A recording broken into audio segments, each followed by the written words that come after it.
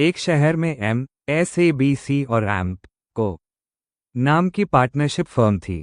इस फर्म में पार्टनर्स की सहमति से एक लड़के जयराज को, जब वो नाबालिग था, सिर्फ बेनिफिट्स ऑफ पार्टनरशिप के लिए एडमिट किया गया।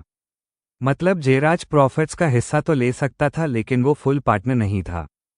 समय बीता, जयराज मेजॉरिटी एज 18 साल जोड़ पर पहुंच गया।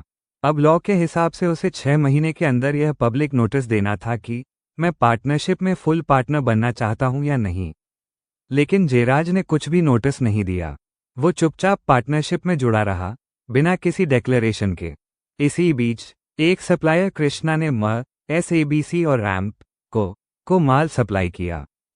फर्म ने पैसा नहीं चुकाया तो कृष्ण ने सोचा, अब मैं केस करूं और पैसा रिकवर करूं। Provision section 30 Indian partnership act 1932। Section 35 अगर माइनर पार्टनर मेजॉरिटी पर पहुंचने के बाद 6 महीने में पब्लिक नोटिस नहीं देता तो लॉ मान लेता है कि वो फुल पार्टनर बन गया है रेट्रोस्पेक्टिवली, यानी जिस दिन से वो माइनर होकर एडमिट हुआ था उसी दिन से उसे फुल पार्टनर ट्रीट किया जाएगा। सेक्शन 37 ऐसी स्थिति में वो तीसरे पक्ष क्रेडिटर्स के सामने पर्सनली लायबल होगा। उसकी लायबिलिटी भी वैसी ही होगी जैसी बाकी पार्टनर्स की होती है। प्रॉफिट और एसेट में उसका हिस्सा वही रहेगा जो माइनर रहते वक्त फिक्स हुआ था। कंक्लूजन निष्कर्ष, जयराज की लायबिलिटी कितनी है? क्योंकि जयराज ने मेजॉरिटी के बाद 6 महीने में पब्लिक नोटिस नहीं दिया, इसलिए लॉ उसे फुल पार्टनर मानता है।